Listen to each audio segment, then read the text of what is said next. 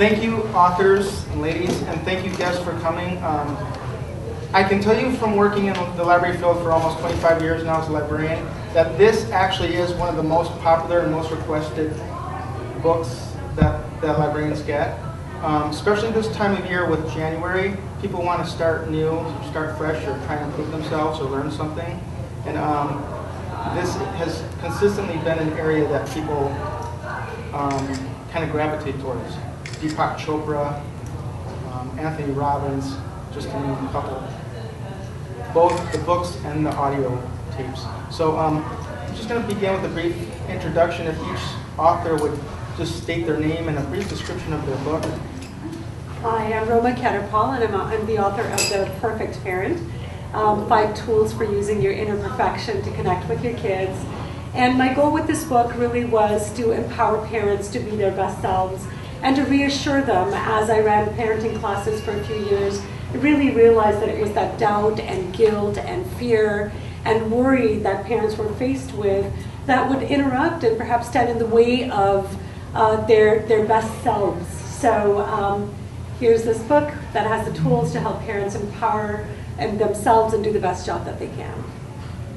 Can you just go a little bit more into detail about your book, but specifically, why do you think your book with others out there is unique? What if something makes your book stand out from others that give this sort of advice? That's a good question, and I've been asked that question many times. And I think what's different here is I don't believe that parents need to be taught how to parent.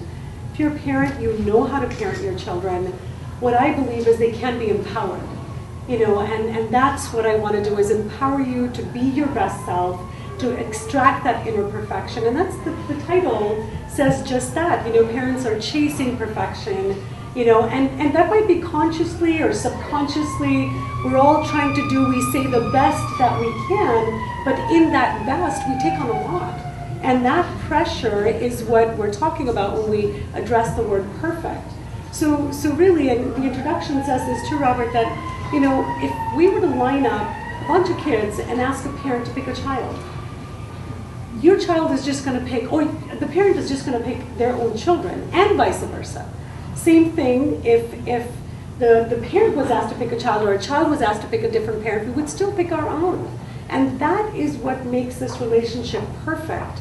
And if we can all know that we have different parenting personalities, we are unique individuals, we are perfect just the way we are, that really allows us to grow.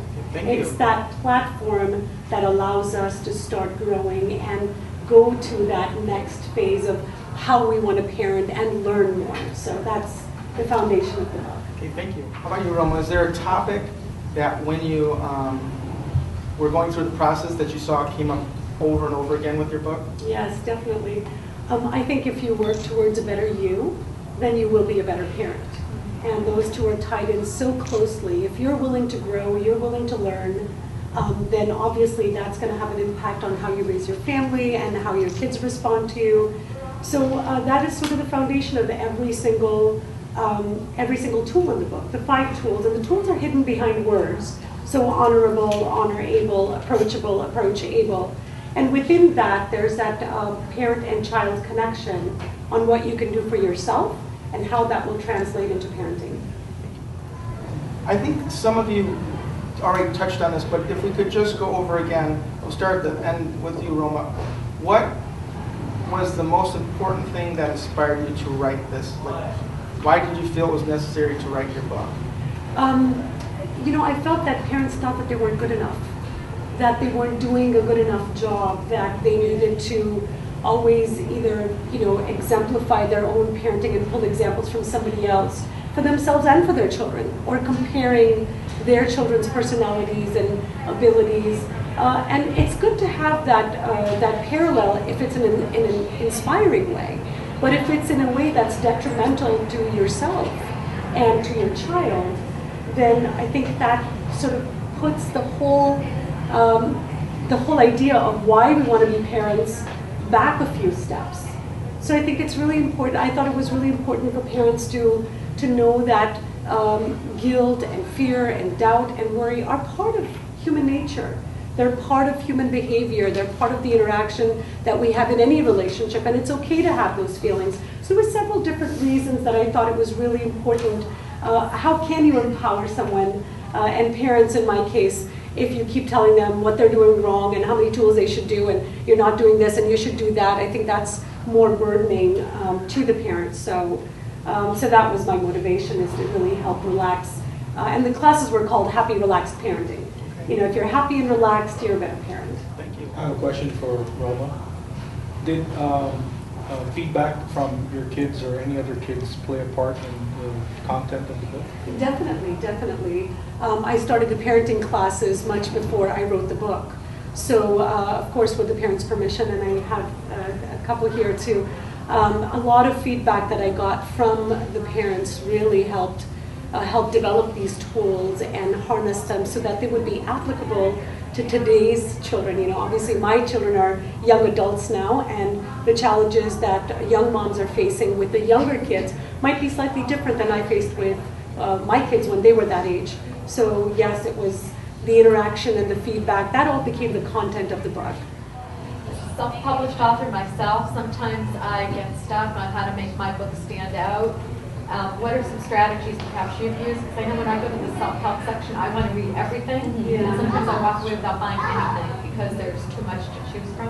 What would you suggest to another self-published author to make your book stand out? I'm not self-published, so I didn't, I chose for them to answer that. But just in general, I think answering to that, you really, if you identify your genre of who your audience is, and really speak to them, whether it's in a modern style. Like for me, it's parenting.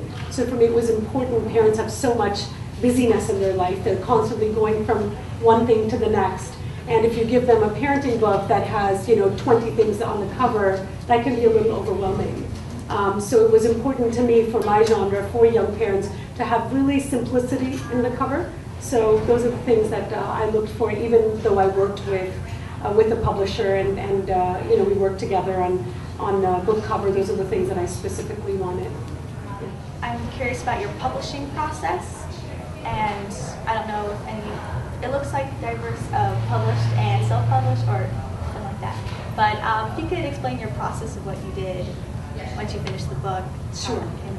I did independent publishing. So basically what I did was I wrote the manuscript, and then I submitted it to a publisher, and you sort of invest in your own project.